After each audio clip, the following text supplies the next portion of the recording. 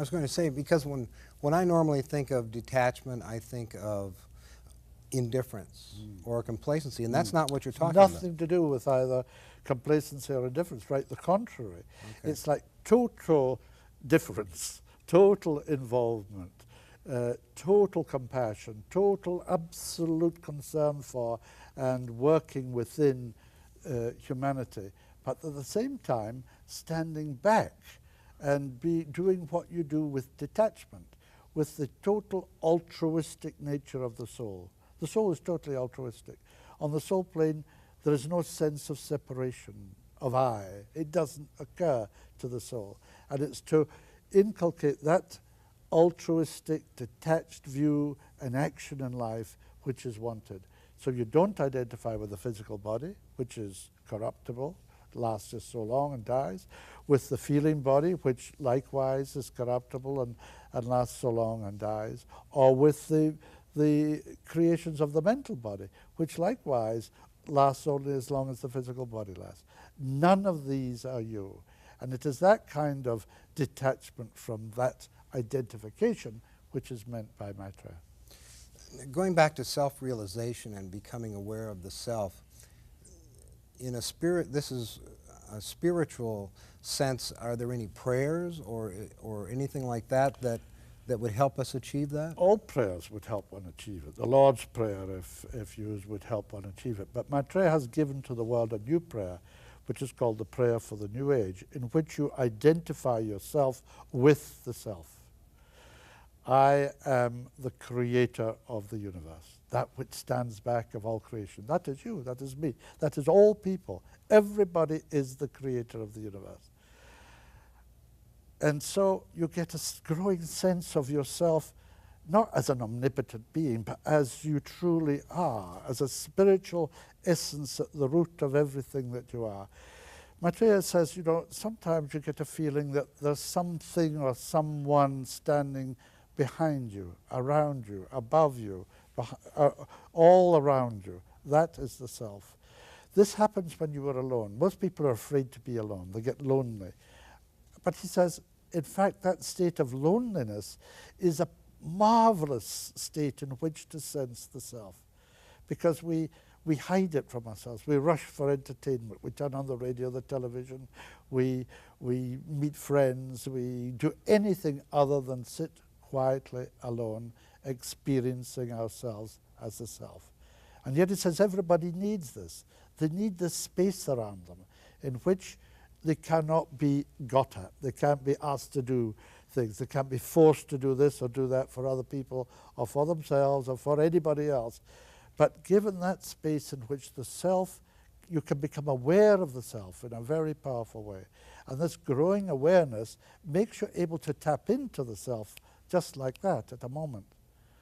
So you say the New World Prayer, you practice detachment, honesty of mind and sincerity of spirit, and in a very few lives you create the conditions in which self-awareness grows into self-realization. Since Maitreya isn't appearing on television or writing books, how has he communicated his teachings? Well, through me, he gave 140 messages at my regular lectures in London about his coming, in which fragments of those teachings are given. But very specifically, he gave a body of teachings through to one of his close associates in the Asian community of London where he lives and has been living since July 1977. These teachings given to his associate he was asked to send on, pass on, through to two journalists, independent journalists, and they were asked to pass it on to me for the dissemination through our magazine Share International, and we also sent a large number of the forecasts which he made, the political and economic and so on, forecasts to the world's media. And over a period of about 3.5 years, from 1988 to about June 1988 onwards, he gave a huge number of predictions of world events, which one after another in the most uncanny way have taken place. We're now waiting for the stock exchange crash, which is one of the big ones not yet finalized. And in this way, the teachings, as we know, or at least the preliminary phase of the teachings of Maitreya, have been given. Now, Maitreya says in one of those messages, let your awareness grow. Awareness is the light of life. In a nutshell, what does that mean? The whole of life depends on awareness. In fact, what we take to be ourselves, this physical body, this mechanism of sensation, this mental body which is churning out ideas or taking in ideas, whichever, or both, is really an instrument. It's an instrument of growing awareness of the nature of reality. And but for that, we would never know the purpose of life, we would never evolve, we would never reach any kind of potential. Now, we have the potential of all creation at our fingertips if we evolve an instrument of awareness by which means we can come into contact with it. So it is like antenna. Awareness is the antenna by which we sense out the nature of God, which is the nature of reality. The nature of all creation is open to us through what we call awareness. That is the light which carries us forward in evolution. Okay. You know, in my own experience, the biggest thing that keeps me from realizing my full potential in many ways, I suppose, is fear. And I've only come to understand that recently. It seems to me, for a lot of us, I think, fear is what really holds us back and causes a lot of misery. Do Maitreya's teachings address this issue of fear and how to overcome it? Yes, well, the whole process of detachment is to do with a growing detachment from fear. Fear is the corroding glamour, as the masters call it, the illusion. Fear is the result of a complete illusion about the nature of reality. We think we are separate. We are not. There is no such thing as separation. That's the major heresy from which all fears come. We feel we're going to be alone, we feel we're not going to be loved, we feel we're not going to get what we need, and so on. Yet life, that's us, what we call God, which is also in us, provides everything that everybody needs. And when they need it, when they become aware of the need, and when they can work creatively towards that need. And so everything is there. There is no need to be afraid. Animals are not afraid. The fear is the result of thought. As soon as you can think, you can become afraid.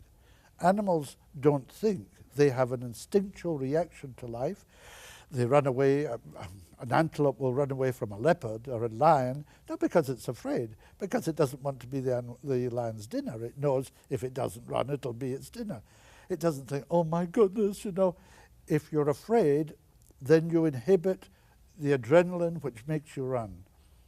The lion causes the antelope to run, but not from fear, but through the adrenaline which courses through it and puts speed on its limbs. But we normally, if we're afraid, we become inhibited. We cannot run. We cannot do what we need to do to escape from whatever danger. And you're really talking about psychological fear. And psychological fear can only be addressed from a growing sense of detachment. You have to realize that there is no need to be afraid. You can ask yourself, who am I? Who am I? And you will find you are the fear if you identify with the fear. But if you don't identify with the fear, you're not afraid. So you have to learn this growing detachment from your physical body, from the emotional, feelings, and sensational body, where this real fear starts, and where, from the mental body, where it becomes a thought form, where you can control your reactions. You do so by a growing detachment. So the thing to get over fear is to become detached from the need to fear. You must become totally fearless if you are going to truly live.